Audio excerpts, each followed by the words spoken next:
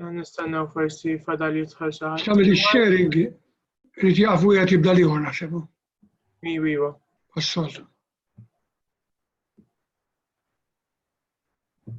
Nistennew jitlu oħra nies u nibdew ta'.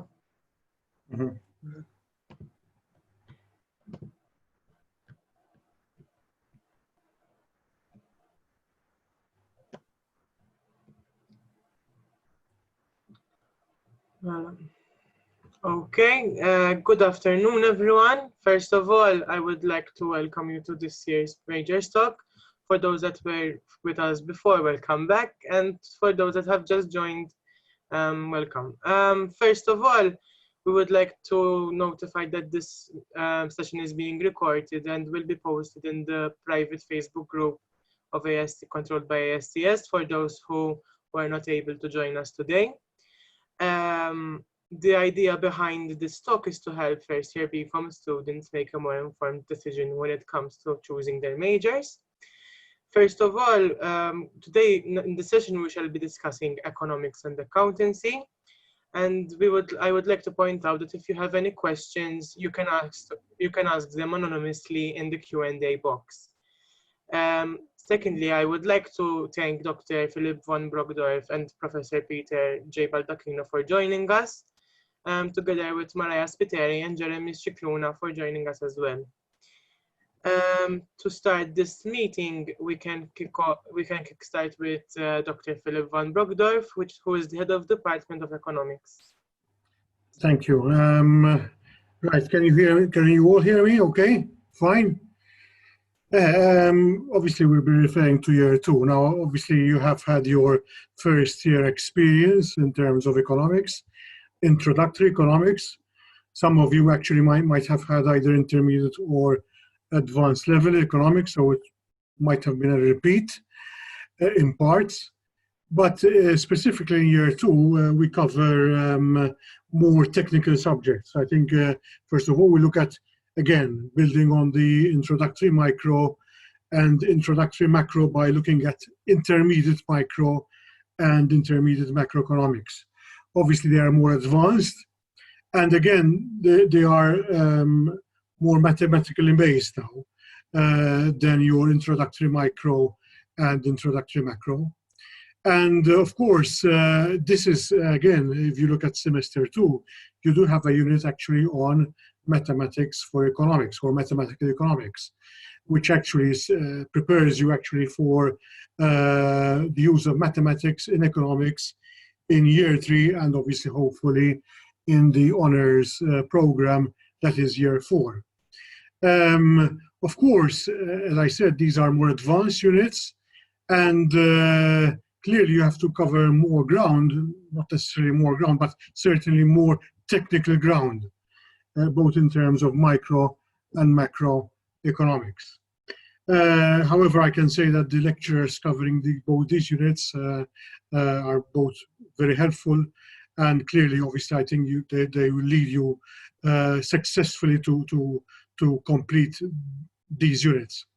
Now, obviously, again, if you look at another important unit in the year 2, in semester 1, is econometrics. Now, clearly, obviously, as economists, econometrics features prominently in our units, in our programs, both in the undergrad and obviously in the final, in the honors program, obviously also in our MSc program, the postgraduate program. And econometrics 1 actually is, again, it's an interesting area where you apply, obviously, techniques, econometric techniques to analyze economic issues, economic problems, economic questions. And again, in this unit, you have a number of tutorials which are extremely hands-on, and you start actually using economic software, which obviously you will be required in econometrics to, and also obviously in the intermediate econometrics if you take honors economics. But as I said, there are a number of tutorials which are very hands-on, and actually you'll be using the IT classroom during these tutorials to cover case studies using specialized software in econometrics. The software actually is eViews. Later on, especially in the intermediate econometrics, you actually also be introduced to another software, which is Stata. Basically, the main software used in econometrics are Stata and eViews. But since eViews is used extensively by the Economic Planning Division in the Ministry of Finance and also the Central Bank of Malta, we still use eViews as the main software, especially in the BCom program. Now, in semester 1, you also have, as in semester 2, public sector economics. It actually is divided into 2 parts, public sector economics 1 and public sector economics 2 in semester 2. Both are extremely useful units. So as you can see, obviously, these are partly theoretical, but a lot of this actually is applied as well. Okay, and as I said, these units, Public Sector Economics 1 and Public Sector Economics 2, are extremely interesting, and you learn a lot in terms of the role of governments in terms of economics, both in terms of, let's say, taxation, fiscal policy, but also in terms of spending. And again, the lecturer there is extremely helpful, and she makes actually her lectures extremely interesting.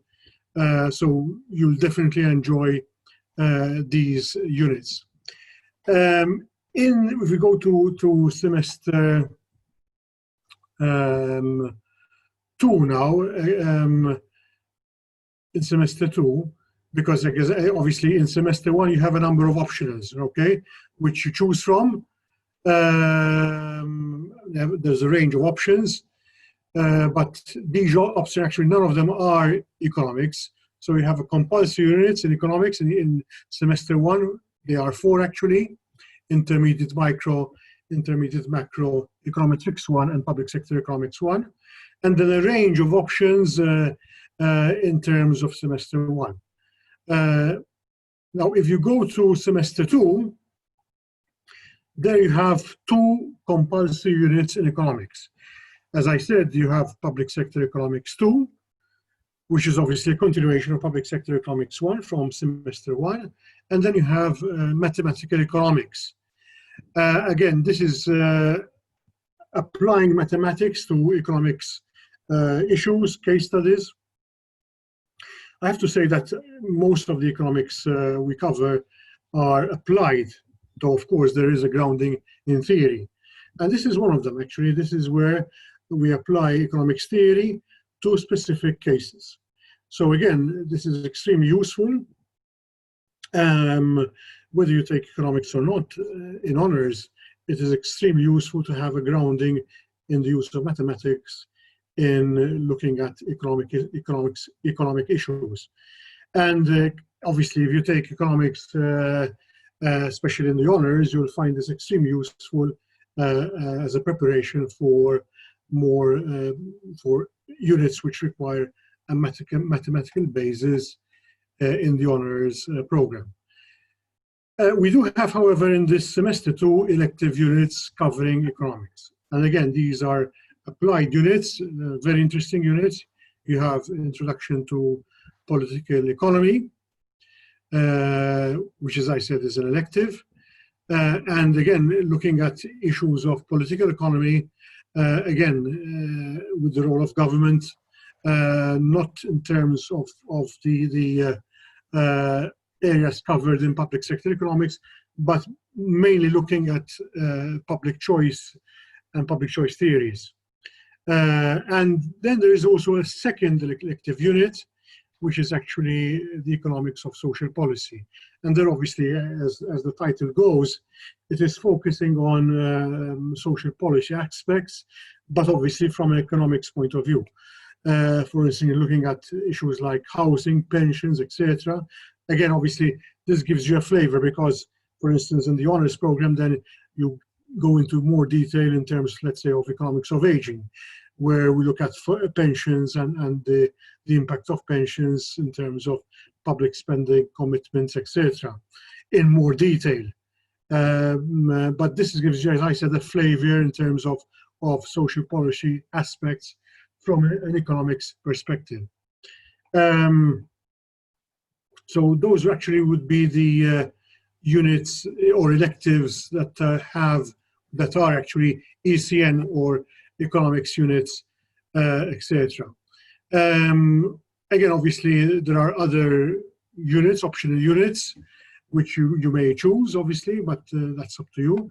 And obviously, if you go to the year 2 program, you'll find these optional units. I have covered, obviously, the economics units, including the optional units in terms of economics as well. Clearly, obviously, as I said, year 2 is a continuation of year 1 and prepares, obviously, for year 3. And so far as economics is concerned, because the program actually, the BCom program, including, I have to say, the honors program, were subject to due diligence a while ago. I think it was 3 years ago, actually, with the University of Edinburgh, with whom we have actually an agreement in terms of exchange, student exchange, but also academic exchange. In fact, we have a number of students attending, going to Edinburgh Department of Economics, or the School of Economics as it's called there, not for 1 semester, but for an entire academic year, because that is the arrangement we have with Edinburgh. But coming back to the due diligence, I have to say actually that this due diligence helped us actually to redesign the program, the BCom and BCom Honors program, and align it actually with the School of Economics at Edinburgh. Now, obviously, the School of Economics at Edinburgh, we are talking here of one of the top universities in Britain, and also one of the top departments of economics in UK as well. So clearly, I think that was extremely helpful to have this due diligence. And obviously, the end result was the alignment of our program, of our units, with those of Edinburgh. So clearly, obviously, we are proud of this fact that we had this due diligence program, this process, and obviously aligning of our program, our BCom and honors program, to that of Edinburgh. I would have to say, obviously, that in terms of economics, I've referred to Econometrics 1. We are very strong, obviously, in Econometrics. And this year we had 25 or about 25, yes, honors students. I have to say we had, hello, a very good group of honors students. And again, obviously, these are students who generally easily find employment.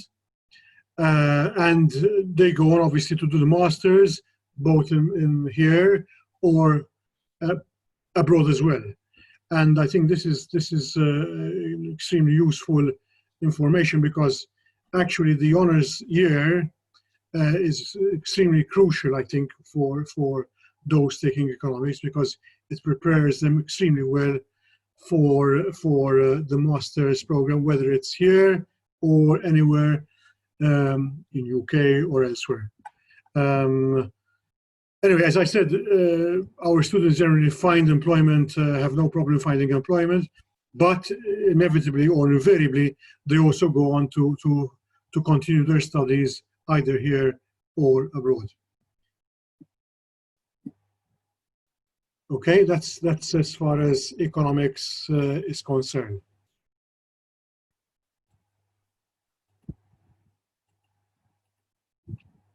Hello?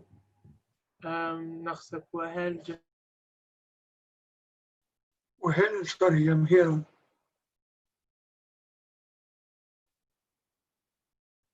What's your problem, Jake?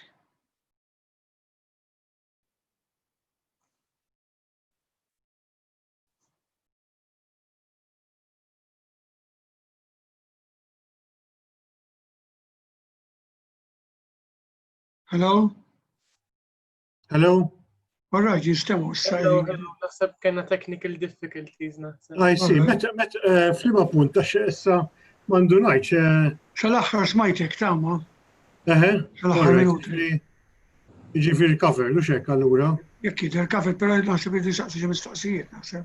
Iva, if there are any questions, obviously. Okay, jekk għaw xi ħadd għandu xi mistoqsijiet jista' jsaqsi anonymously through the Q&A section.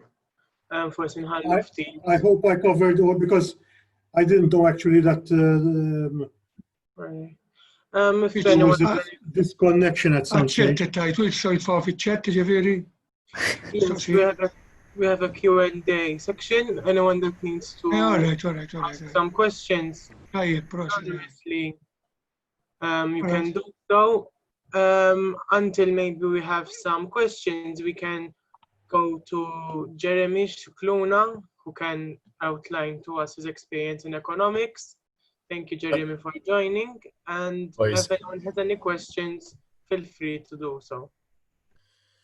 So, hello everybody. My name is Jeremy Shukluna, and now I've been studying economics since O-levels. I've done my A-levels as well, and in fact, I ended up choosing majoring in accounts and economics in BCom. And as of the next academic year, I will be continuing my master's in economics in Madrid in Spain. Now, as I said, I have been studying the subject of economics for around 6 or 7 years. And what's most exciting and interesting about the subject is that you continue to learn and develop as you go along. So, and this was through up until the A level, and it was even more through up until I finished my undergraduate degree. Now, until the first year of university, as Dr. Philip von Brogdorf pointed out, the first year you simply do what has been already covered, and you start building into the more technical aspects. However, the real technicalities of the issues of economics really come into play once you do the second year and third year. And I think one of my favorite experiences with the subject is that throughout learning various theories and various technical models, I think one of the most important things of the subject is that it really broadens the way you think and analyze and look at financial worlds and markets. Now, it sort of helps you understand the issues that we have been looking and understanding at throughout the years. I think one of the questions that there is pointed out is just to confirm economics may be taken as a major with any subject. Because in insurance, it was highlighted that economics cannot be chosen with insurance. Are there any other majors that economics cannot be chosen with? I think this question is best for... No, I don't think so. No, just insurance, right? All right, and we have another... this is obviously up to year 3, huh? Okay. Up to year 3. So far, we are actually one of 2 programs where obviously we have an honors program. That's SAS and Banking and Finance, okay? We are actually considering moving towards a program leading to masters, okay? That is actually on the cards, but it's something obviously we're looking at. But so far, obviously, it's year 1, year 2, year 3, majoring obviously in economics or any other unit except insurance, and then obviously looking at honors program in economics the 4th year, and then going obviously towards a 1-year full-time master's program. But we're actually contemplating looking at year 1, year 2, and year 3, and then moving directly into a 2-year program leading into a master's. Okay. Okay, and we have another question before keeping on what Jeremy was saying. What goes best with economics with regards to other majors? Maybe is there some type of major that goes well with economics apart from the others? Mm-hmm. Well, I would say banking and finance, I think, would be extremely relevant, okay? Again, accountancy as well, because I think in terms of accountancy, I think it's important also to understand the basis of economics, okay? That is, I think, extremely helpful. The other unit I would say is public policy. That's another area which is somewhat related. However, I have to say that public policy, I mean, if you go to the London School of Economics, they teach public policy and it's essentially economics, okay? Public choice theory, etc. We cover those areas. Public policy at university do not. So I think anybody choosing public policy will benefit from actually taking economics. Okay. If Jeremy wishes to add something else, feel free. Yes, no, with regards to this question, I think I found that with accounts, I think the two link well, but at the same time, they offer two very unique paths, which ultimately they might cross again once you end up taking a job with some advisory firms or some investment firms, where accountancy and economics might link up quite well into doing sort of valuations and modeling, which is something which I am very much keen on doing later on in my life. So I think the two majors which I have chosen have done very well, but I've heard as well from my friends that banking and finance goes well. Public policy offers a different aspect of economics as well. So I think the majors is also a relevant talking point. What I was saying earlier on as well is that the subject sort of broadens the way you think and analyze about issues, which we've heard on the news and we've been looking about throughout all of our lives, be it GDP, employment, tourism, the environment, transportation. It sort of gives the bearer of the economics to sort of look at these issues and say, all right, so why is this happening? Why is the prices going down? Why is the market being impacted in this way? And I think that's something which was very entertaining and exciting about economics, is that it offers this sort of point of view. I wouldn't say it is an easy subject. I wouldn't say it is a subject which should be lightly taken so that, you know, you can just simply pass your degree. But I think it is one of the most rewarding subjects which I've had throughout my my academics so far. As Dr. Brogdorf pointed out, well, there's a variety of curriculum which will be done during the second and third years, be it the mathematical aspect, which takes a high level of importance throughout but obviously it is all well explained with some very competent and very helpful lectures. The idea of econometrics, the idea of public policy, the idea of politics, the idea of environment, these are all subjects which will be done later on and which sort of give the idea of economics a different point of view, and it shows how economics can be applied basically to anything which is related to finance. And I think that is one of the most important things about the subject, that even if you do not plan on continuing economics, having the subject under your belt as a tool is of utmost importance, be it if you're going to continue as an accountant or as an insurer or as an investor. Having economics is one of the most things which I have found so important throughout the years. I think there are some more questions as well. Yes, we have another question which you also said regards to difficulty. Someone asked, many people tend to not choose economics as they think it is hard. How true is this, and should anyone be discouraged from the subject? If Dr. Brogdorf let's put it this way. We have, well, at least since I've been head of the department, the number of students taking economics in the honors program has actually been extremely high compared, let's say, to 6-7 years ago, okay? And the reason being is that we're actually attracting a crop of very promising students who understand actually that economics gives them an opportunity to develop their analytical skills. I mean, as Jeremy is saying, I think at the moment I'm involved in a study, a massive study actually, covering obviously the issue of the impact of COVID and how actually we can enhance productivity in the Maltese economy. again, you can only carry out these studies if you have developed analytical skills. And economics degree and economics in general gives you these techniques. And it develops these hugely important analytical skills. Without them, actually, you can't, and I think Jeremy will testify to this, you can't actually carry out an analysis which is meaningful, which is in depth, and which comes actually to conclusions which are supported by empirical evidence, okay? I think that is the beauty of economics.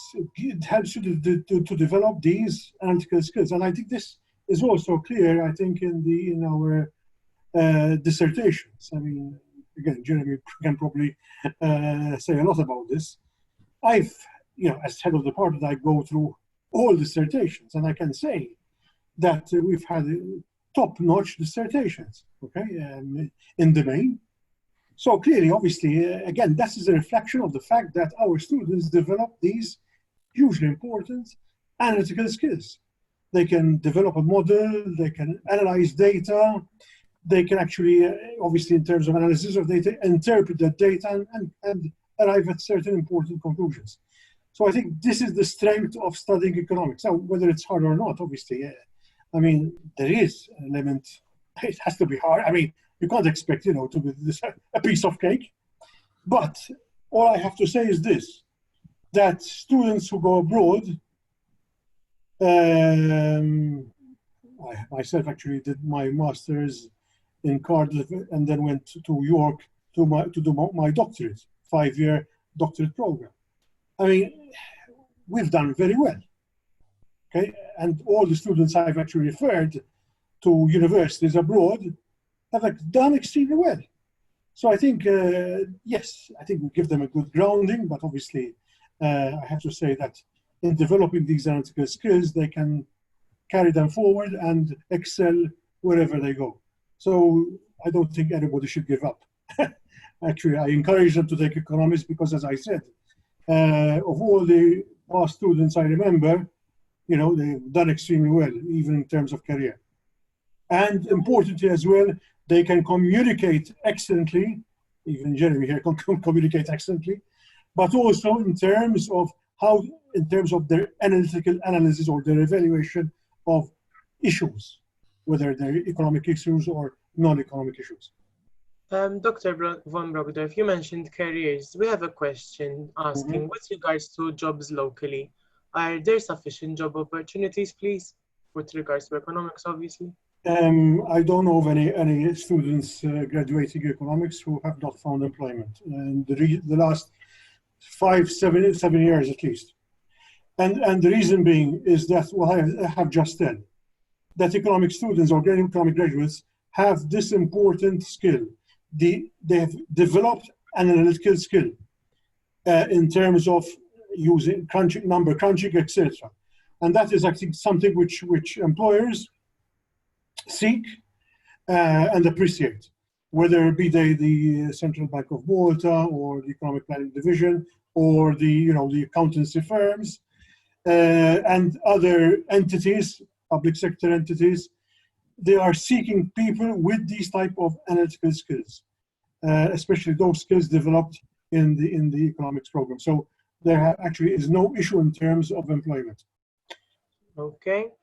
And we have another question. What masters are available with regards to economics?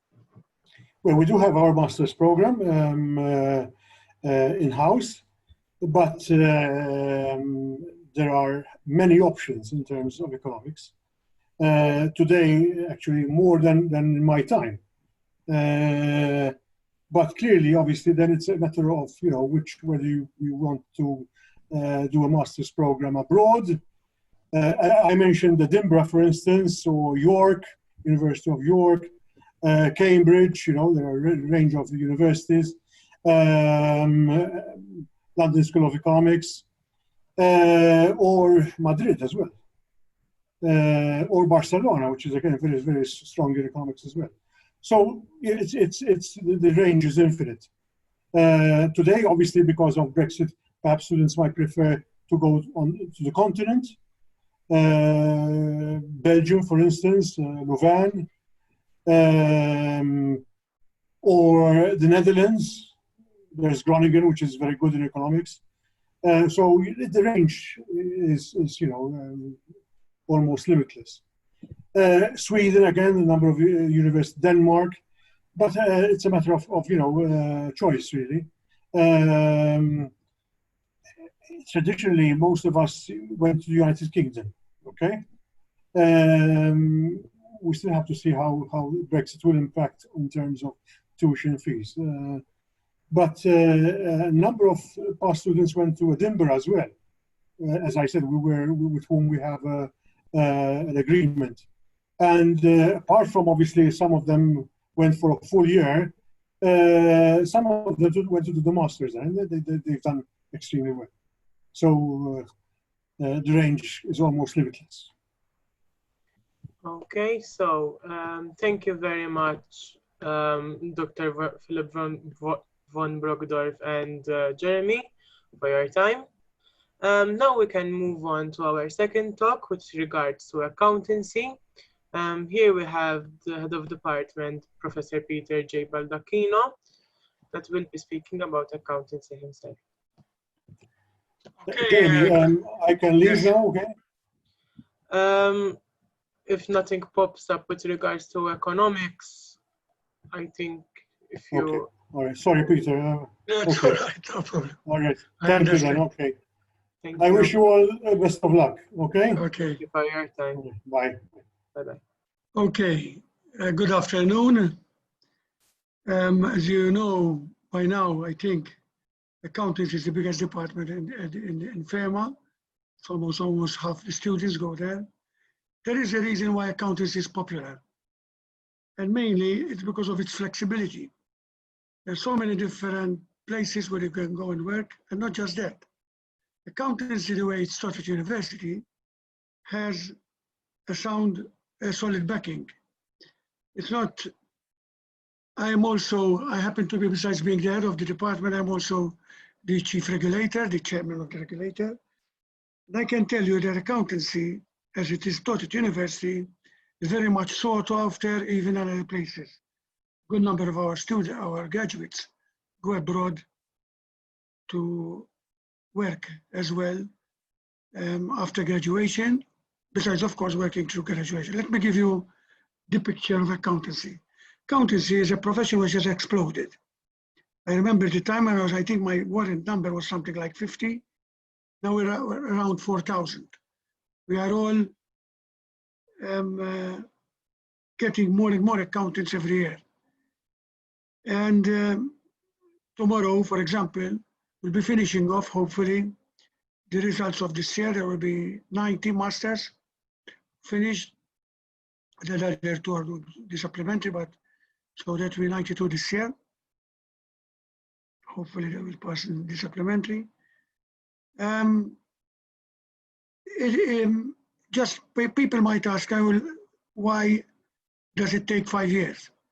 5 years because our system, we don't just learn accountancy, but we also have another, as you know, another stream, which makes us rich when we become accountants, because the minimum requirements of Europe are the accountancy stream. But if you join the other stream, then employers will want you so much more. Myself, I'm also in the board of the central bank, and I do appreciate a lot economics as well. In fact, when people ask which is the best alternative stream to join with accounting, my personal opinion always remains economics as well, perhaps because of my background, always been on economics and accountancy at the same time. But there are reasons as well, because economics, if you look at our best students in the masters, very often, not always, but very often, you find them with both economics and accountancy in the first 3 years. As the previous speakers have emphasized, they lead to different areas, but finally they do amalgamate together. Of course, people might say, doing accounts and economics, perhaps they are both of them, it's tougher than having perhaps one of the others with the accountancy. But I can tell you it's worthwhile. Wouldn't say just economics, which is worthwhile. There are others as well, depending what you want. And because if you want to work particularly in the public sector, then there would be public administration, is very good. Or if you want to specialize in insurance, what the beauty of accounting is that when you're doing the dissertation, then you could say, I want to specialize in insurance accounting. So you combine both insurance and accountancy, for example. And even economics, you can do that sort of thing as well. And the others. The masters has been on now. The department was the first one who changed over to masters. It started off in 2012. The first graduates were in 2014. I was involved in changing over the course. And the difference with, as you know, with the masters in accounting is since it has a warrant attached to it, once you have the right experience, which is of 3 years, then because of that, the university, you have a stipend attached to it as well at the master's level as well. It's full-time and with a stipend. The lectures are given mostly, we are about 10 PhDs in different areas. As you can see, perhaps I can get the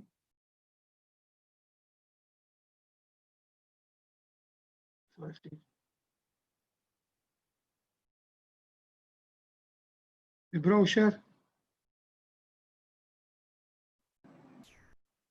You have to sorry مش share screen هذا ايوه اكيد نعم مش share screen. It is disabled. Host disabled, participant screen sharing. Anyway, you can continue without it as well. Alright, tieni ċans forsi jirnexxi. Or you could give me co-host in the participant. Anyway, so it's all right. Okay, not a problem. I can get into it later. It's not a problem. Okay. People want the brochure. I think earlier on, most of you would have got this brochure earlier on. We update it regularly. I was going to give you an updated version. The brochure shows you some background of the department. It has been there since the beginning of FEMA, 1978. And it has always been popular, but of course, as we moved along, people have decided, most students would decide to go for the masters rather than, as it used to be in my time, when we used to go for ACC and so on. The reason is that we don't have just a professional qualification, but it's also a degree. It can lead you to a PhD as well. There are various areas. I think most of you know the different areas that one can involve oneself in. It could become a financial accounting, mostly say in charge, industrial accountant, in charge of financial control.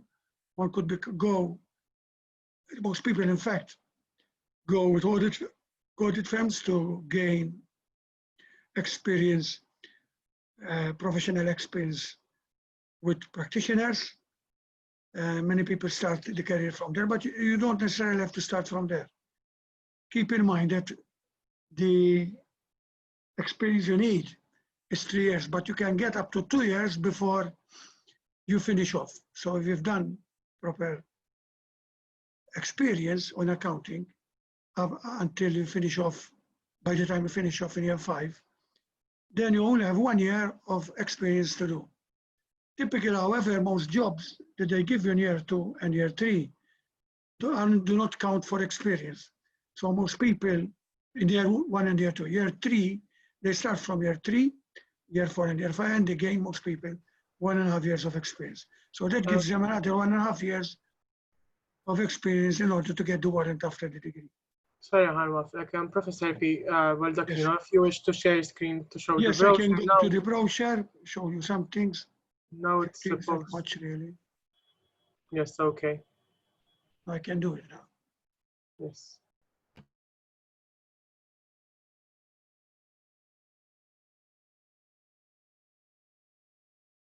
I hope you're seeing it. Yes, Look, yes. when I said accountancy is flexible, you talk about all sorts of things. In fact, my own area, which I always chose in life in accounting, was financial management, which really applied economics. But of course, knowing economics as well, which helped me a lot in the subject as well. Because financial management or corporate finance is mostly applied economics. So really, accounting is almost intrusive in many areas. You have, for example, these are the lecturers we have, but the subjects, as I said, I mentioned financial accounting and reporting, cost and management accounting, auditing, taxation, okay? Then people can go also into law as well, as particular commercial law and company law, very part of the areas. Taxation, okay? Those are the main areas really. We always have a good number of people finishing off at the very end with first class. I think this year I can't announce them yet, but we have a very good number of first class this year as well. Distinction, we call it. So we're doing very well, really. Many of the top students join our course. These are also some comments by past students. I wanted to tell you that as well as some of you might have applied in the second semester of year 2, one can go on Erasmus. We have UK up to this year at UK, Dundee, but we also have at least one Polish university. It's sometimes difficult to find other universities because we don't want just an accountancy degree, but a degree which has its professional element. That is, it teaches professionally those 5-6 subjects I mentioned before. The beauty of the university is that you're not just made up in one single way, but you could choose, for example, electives later on in the masters. Here, in this here, one mentions international taxation, international accounting, financial instruments for those more maths-oriented, financial reporting for small entities, public sector accounting. Now we've changed the Mba elective, which is still there, but most people don't take it. So we're changing it from this year into forensic accounting, which is a new area. We're bringing over a professor from Leeds University who's going to teach for the next 3 years, I think, at least, if things go well. This area of forensic accounting is really a study on fraud and how to detect it and so on. It's very much in demand, and our only problem is that since we have a maximum of 25 in each area, we can't get everyone there. But another thing is this, that when you finish the course, if you want to do CPE, because accountants want to do CPE, you can come back and do one of the other electives which you would not have done, okay? And that's very cheap, a very small charge for that. We do have every year people coming to do some of the electives as well, because these electives are very interesting. People can amalgamate them, for example, with the dissertation that you would be doing, you know. Just to tell you the truth, I can't really go speak against the other streams as well, because as I told you, it depends what you want to do, even banking and finance. But the way I see banking and finance, I might be mistaken, is that it's much more to do with economics as such. So once you're doing economics, I think you'd be spread much wider if you would take economics and accounting rather than economics and banking and finance, I think. That's my opinion anyway. But with accounts, all these other subjects do fit in really, or they all fit in, except perhaps not so much marketing, I think. But some people do go for that as well. Because I believe marketing and finance and accounting are on both sides of the spectrum. That is, people who like marketing usually don't like so much accounting, but there are exceptions as well in that area. And we do some marketing as well in the accounting course as well. The lecturers, lecturing staff, they all specialize in different areas. Mine is mostly corporate governance now. I've got to corporate governance from auditing, but I teach financial management, but I really do most of my research in corporate governance and auditing, all types of auditing, public sector auditing, commercial auditing, normal auditing, and other types of auditing that might crop up, like internal auditing. I have papers in each of them, in fact. Financial reporting, Dr. Justin Kirkhope, Joseph Karwan, and public sector auditing. Management accounting, Jonathan Niggles, having his PhD soon. Financial accounting, Lauren Elul. Financial management, mostly it's financial accounting there, I think. Sorry, that's right. Justin Kirkhope is financial accounting, Josette in financial public sector accounting. They specialize on accounting the public sector. Francis DeBon on management accounting, Jonathan Dingley in financial accounting as well. We have more lecturers in financial accounting, one of the main subjects. Lauren Elul in financial management and management accounting. Ivan Grish in financial accounting. Carmel Said-Formosa mostly in taxation, okay? And Monique Mikalev is in financial accounting as well. She's a very good practitioner as well. And Norbert Tabone in auditing. So we have a very good array of PhDs in each area. We have good relationships with a number of universities. I think 3 of us, I was the first one specialized, did our doctorates at Loughborough University, but we have also good links with Leeds and with a number of Scottish universities, and especially with Austrian universities. And now we're getting much more links, many more links as well with Polish universities. Just wanted to tell you as well, we have 2 secretaries here because it's a big department, and anyone who wants to talk to one of them, they are available, okay, particularly in the morning, both of them.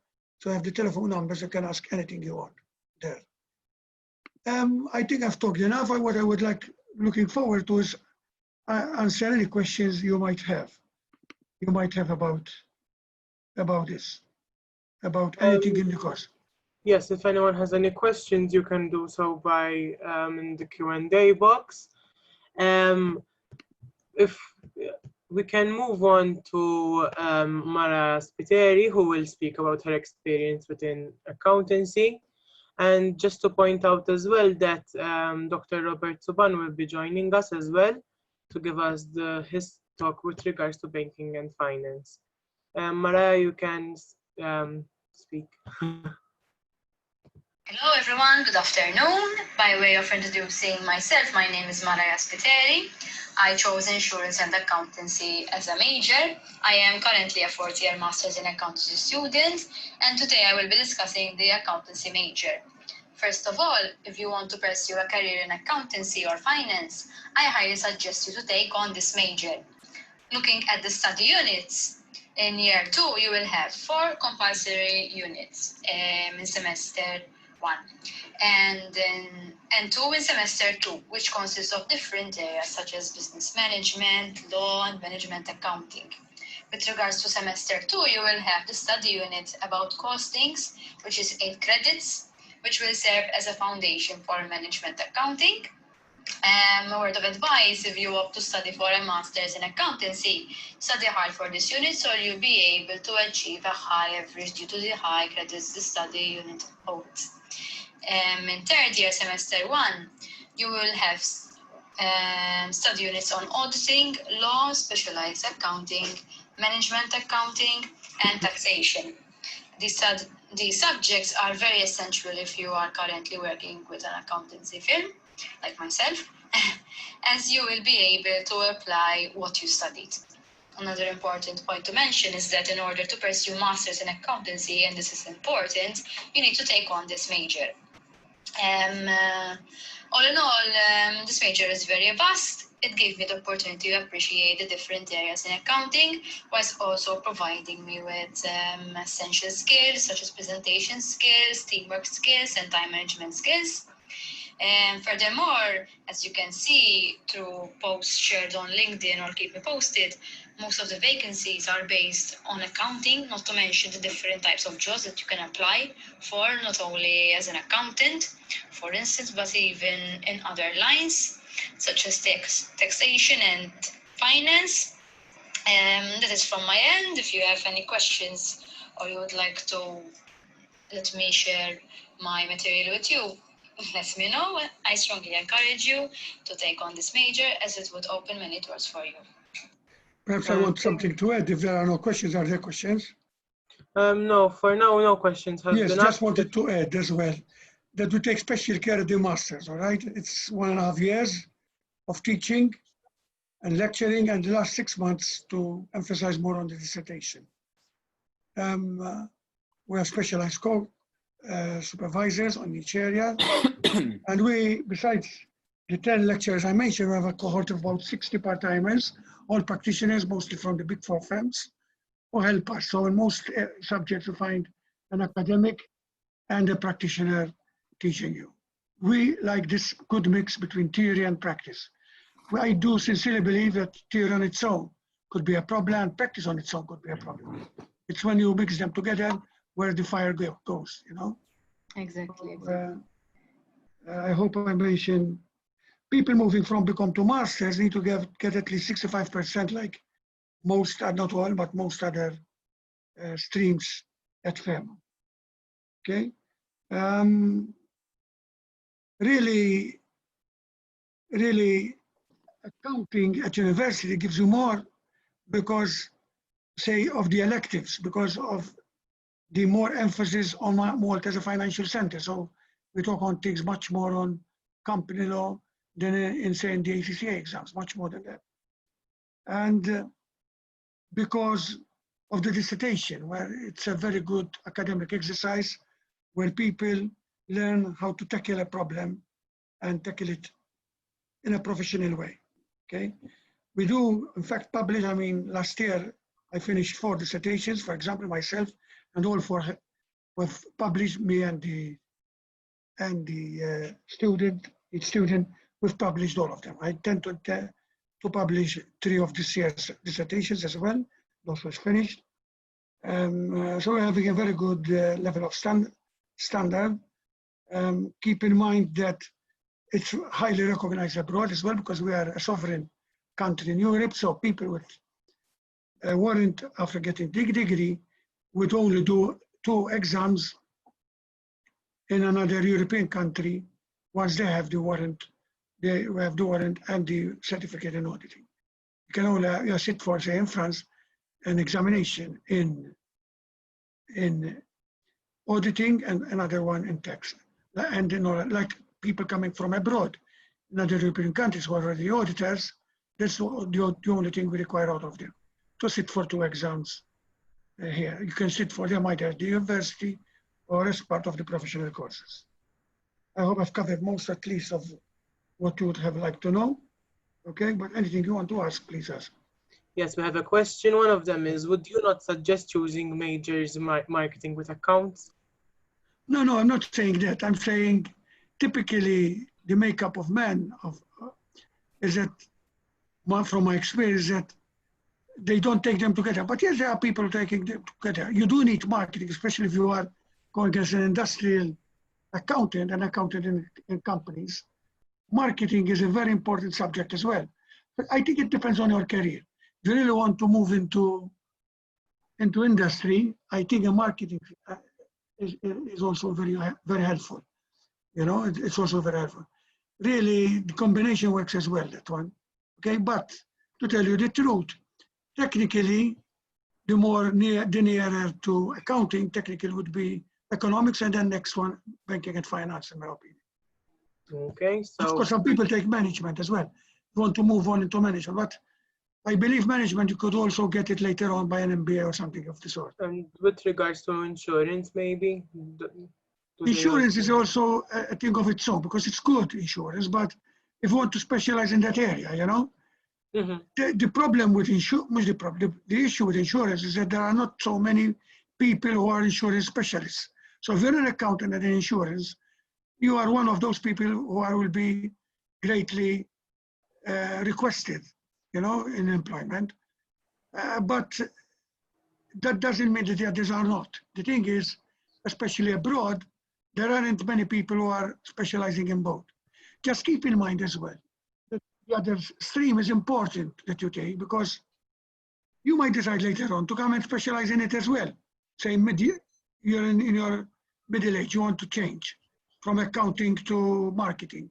You can come and do the master's bit by that time and move on to a higher degree in marketing.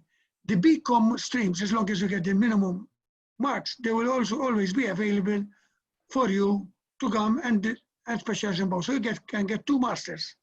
That's the beauty of it. You can go and decide later on, let me specialize into economics or into banking and finance. You can do that later as well. Or you can do them immediately. You can do first banking and finance and then move accounting. But there's that flexibility. So it's important, even the stream we choose.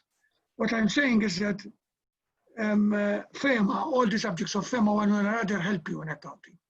But I do believe to slightly different degrees and depending where you want to go. Okay, so I guess we answered the other question as well. So if anyone has any more questions with regards to accountancy, feel free. Now, and just in case if someone wants to send another question, feel free. Now we can move on to Dr. Robert Zuban. Thank you very much, Professor Peter J. Baldacchino. Okay. Thank you. Mariah, I think I need to leave because I have another Zoom going on. Yes, thank you. Thank you. Thank you. Thank you very much. We can now welcome Dr. Robert Zuban, who is the head of department with regards to banking and finance, who will be giving us his talk with regards to his subject. Yes, good afternoon. Can you hear me? Yes, we can. Okay. So let me share my screen. So then what I can do later on, I can send a copy of my presentation. Okay, so I presume you can all see my presentation. Is that correct? Yes. If anyone has any questions for him, you can do so. And we have already some questions that were given to us in the other meeting that some would like to. So how does it go? If the students want to ask a question, do they interrupt me or do they do it via... No, there is a Q&A box. However, we already have some questions that were asked. Okay. All right. Thank you. Okay, so good afternoon, everyone. So I'm Dr. Robert Zuban, the head of the Banking and Finance Department. So I'll tell you a bit about our major. So I presume, just for the context, these are all first-year students who just finished year 1, right? Yes, they are all first-year students going up to second year. Okay, so basically, Banking and Finance is the only major which does not have courses in year 1. One of the reasons why this is so is a bit historical. I will not go too long into this, but Banking and Finance was a major which was created a bit more than 25 years ago. So when FEMA was created at university, and that's why Banking and Finance does not fit into the FEMA Faculty of Economics, Management and Accountancy, is because Banking and Finance did not exist. And by the time that the major was developed, basically we could only start, let's say, from year 2, because all the year 1 courses were, so to speak, already taken. So basically, why would one want to do Banking and Finance? I'm going to give you a number of reasons, but essentially, as I just pointed out, this major was created a bit more than 25 years ago, so in the early 90s, and the idea was Malta at that time decided to develop in its economy and become an international financial center, and therefore one of the items that you need if you want to create an industry is you need people with certain skills in order to find jobs in the industry, so that all the operators will have people with the right skills to employ. So first, I will start a bit by talking a bit which you can follow by majoring eventually in Banking and Finance, or at least choosing this major. Okay. And what are the courses that we offer? What are the entry requirements? This I will skip because you don't really need. But what characteristics ideally you should have in order to do well in our major, what are the items, the type of content that you are going to learn, and which skills you will get. Okay, so first of all, my first question, and this essentially would apply for you choosing any one of the majors. I think if you your intention is to do a career in finance, I'll give you some very good reasons, but I think the first one that you should ask yourself is, do I like banking? Do I like finance in general? Because if you don't like the area, it's highly unlikely that you are going to be willing to work in the industry. And therefore, one way how to find out, if you haven't already, I'm here listing a number of films.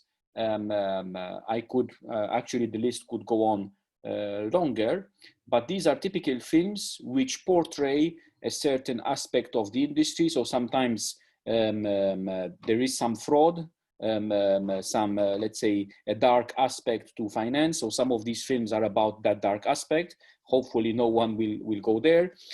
But a lot of these films show what goes on in a typical bank, what goes on in some firms, and so on and so forth. So therefore, by looking at these, you can try to get a clue about what people sometimes do in finance, and whether you like it or not.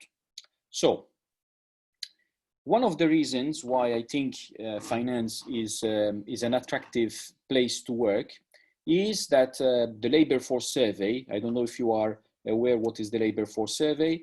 It is a survey which is done in Malta by the NSO, the National Statistics Office, every year. Actually, it's done every 3 months, whereby they survey people who are actually working, and they ask them about a number of aspects. So typically one of them is about their wages.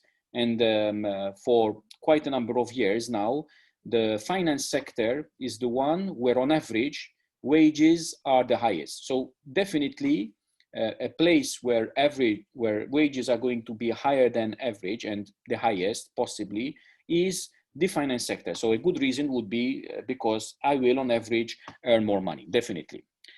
The sector is expanding, okay, and still expanding, so has expanded a lot. Now around 12% of Malta's GDP is made up of this sector.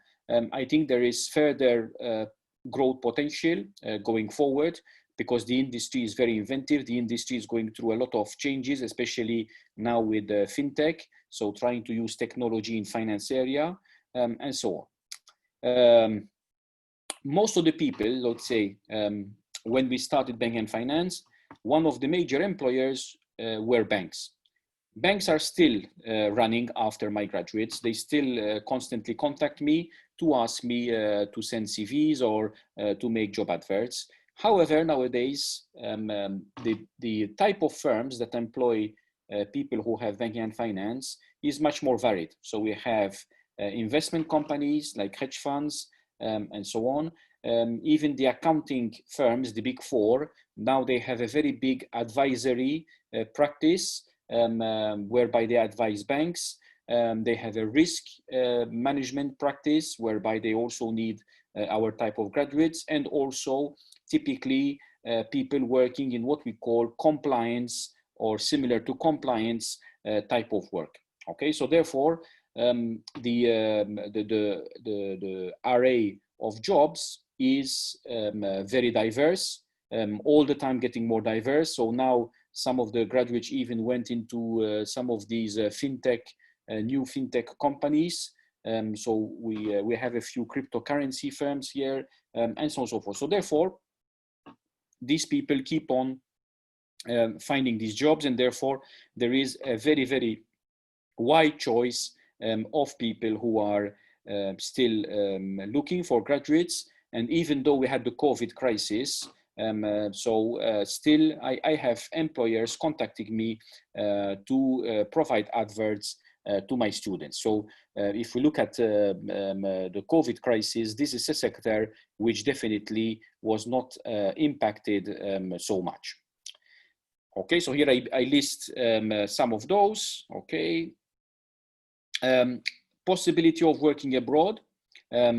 So here either you get engaged with local firms, and then these firms, local firms, have branches abroad, or sometimes people can try immediately after graduating to go abroad. Although I would say maybe now with the COVID crisis, this might be a bit more difficult, again, depending on the country and so on. Okay. So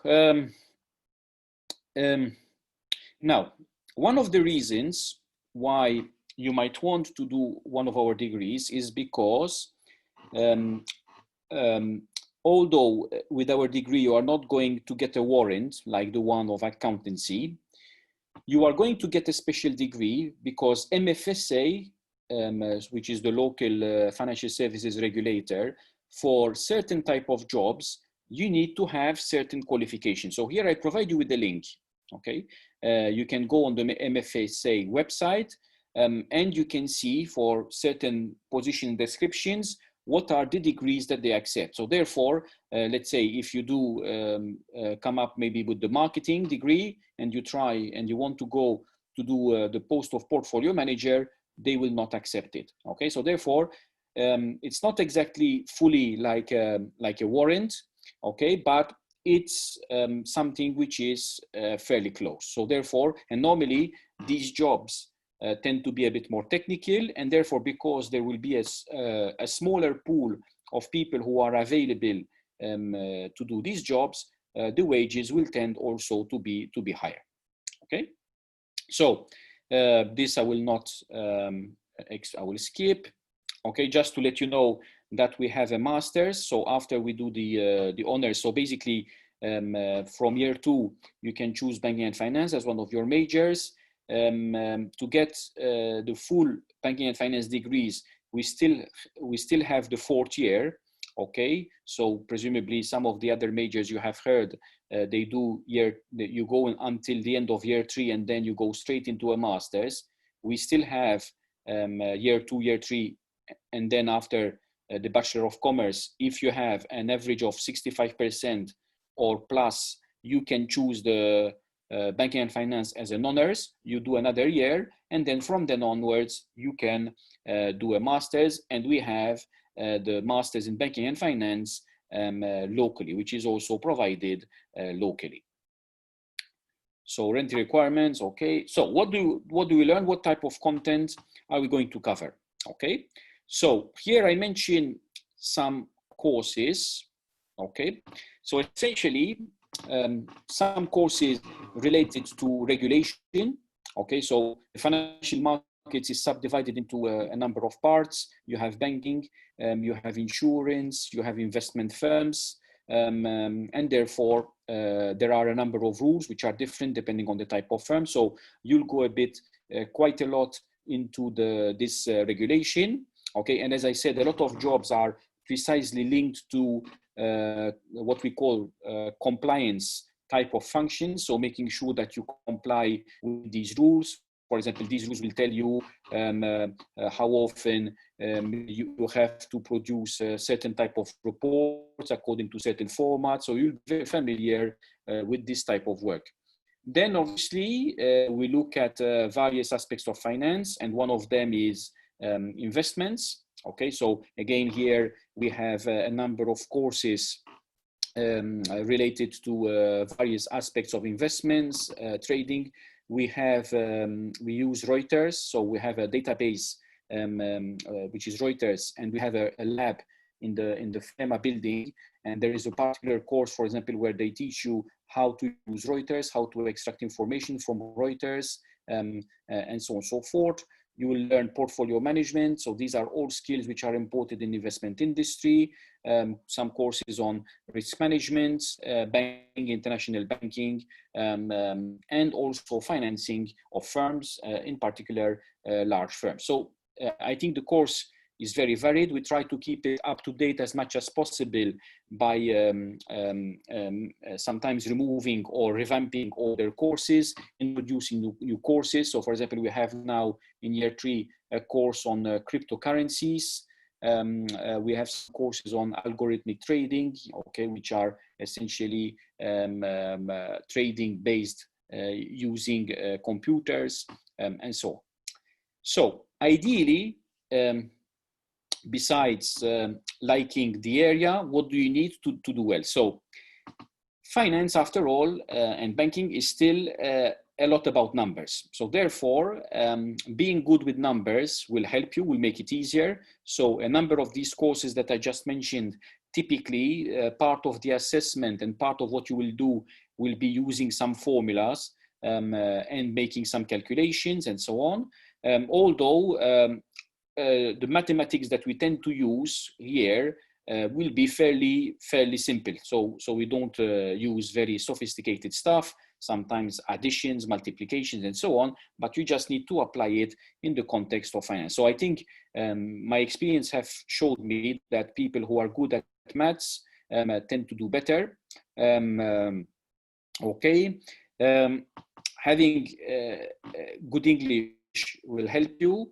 Again, because most of the material and all the courses obviously are in English, but all the material that you're going to read and use will be written in English. And keep in mind as well that when you will start working, unless you work, let's say, for a company which is going to deal with local clients, most of it will be international type of clients, and therefore everything will be in English. Okay. I think if you are the curious type, so you see typically what I tell my students, I have some students in year 2, I make them aware about websites like Financial Times, maybe Bloomberg and so on. And I encourage them even to have a quick read, even just looking at the headlines, typically on a maybe every day, if possible, if not maybe a few times a week, so that they start learning about the business world, and especially the business world in the context of finance, because that already prepared them to try to understand better what's going on, so that when they go for job interviews, they are what we call job aware, industry aware. Okay, and that tends to help them quite a lot. We have some specific software. I just mentioned Reuters. We will be doing what we call econometrics or similar type of stuff. So these normally you have a specific program. So normally you will have tutorials they will teach you. They are not very complicated. They sound very sophisticated and very complicated, but once you learn, essentially this software does almost everything. So it's just a question of pressing a few buttons and knowing which buttons to press in order to get the output that you want. But these are good to learn, because once again you will use some of these in industry. So I mentioned Reuters, for example. Typically investment firms, banks, and so on will tend to use this software. We have some courses which teaches you how to use Excel and some advanced functions in Excel. Again, you will need to use these in industry. Okay, very important. Willingness, and especially here I'm thinking about what will happen after you graduate. Willingness to keep yourself updated, because the banking and finance world is all the time changing. So the environment that we had 25 years ago is completely different today. So even what we had maybe a few years ago, you see cryptocurrencies, Bitcoin was created after the financial crisis 10 years ago, a bit more, but it really became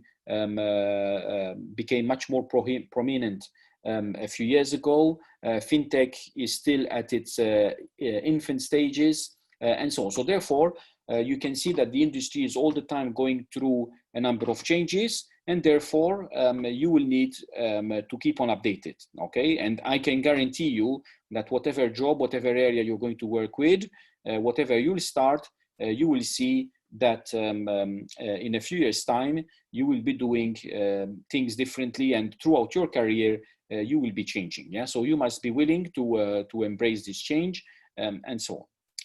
Okay, so a few links. So this you can see then, and so on. So now I don't know if you have any questions.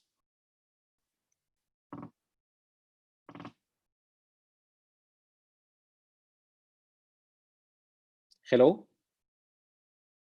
Okay, so I'm going to go through the chat. Yes, Hello, yes. So yes.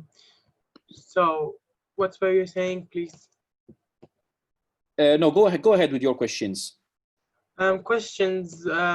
Okay, the ones that were asked were, first of all, to give an outline, that was okay. And secondly, if the honors are needed in order to continue for the masters. Okay, very good question. So first of all, as we said, we have our masters here. So the specific masters in banking and finance. So that's number one. Obviously, there are other masters. So there is, for example, masters in financial services, which is offered under the Faculty of Laws. Okay, so I'm going to talk about the masters in banking and finance. I would say yes.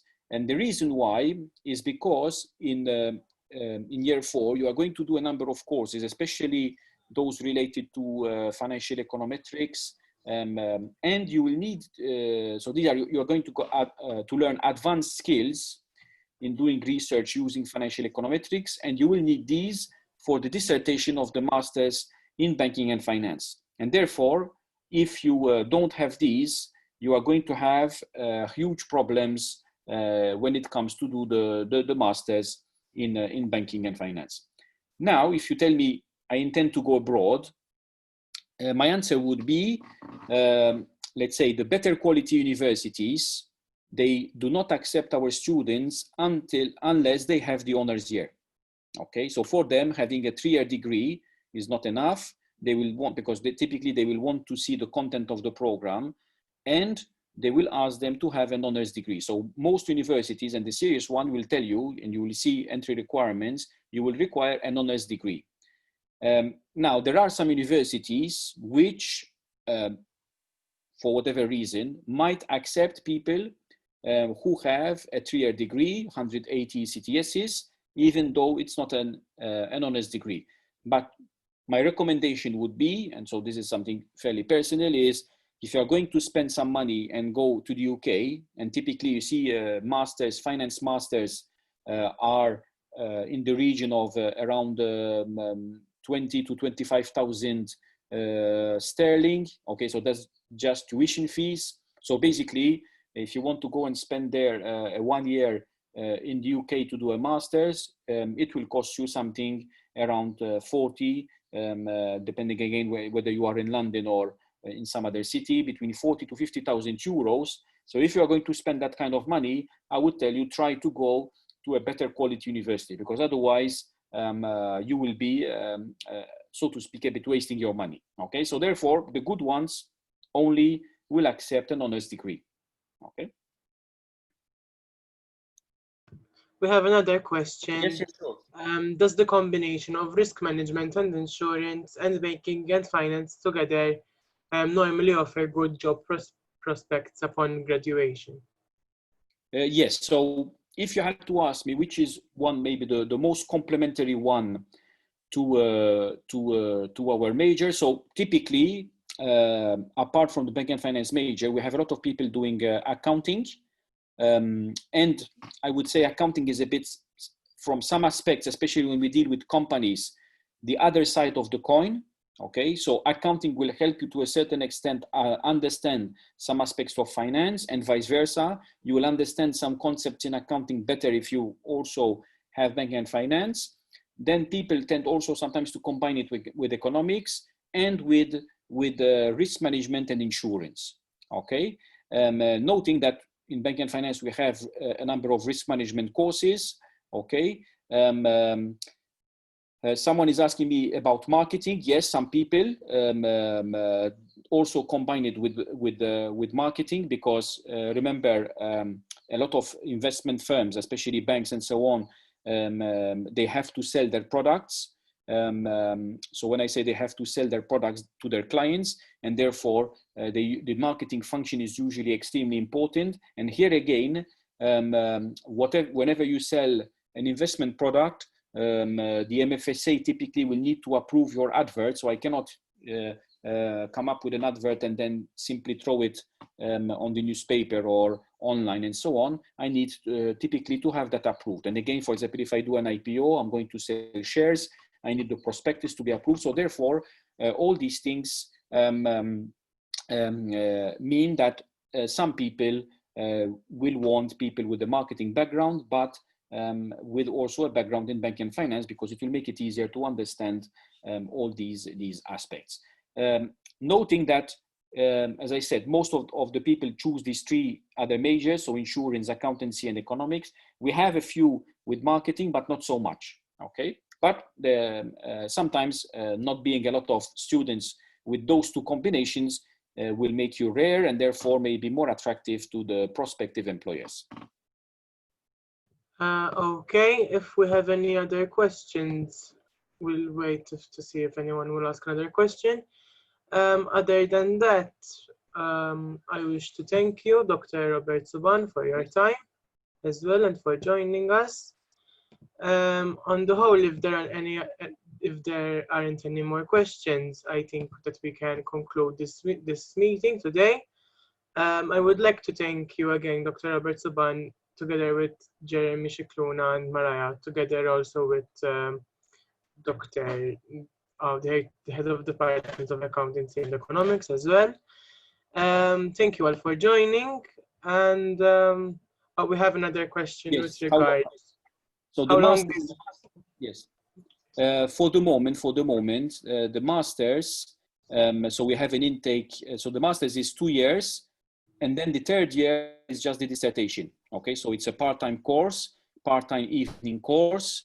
Year 1 you have semester 1, so to speak. Year 2 you have semester 2, and then year 3 you have a full year to do the dissertation. Most of the people teaching on this masters are foreign professors, so they normally fly in to teach on the course. So it's an extremely high quality people. We have top professors, some of them coming from the United States, typically most of them coming from the UK.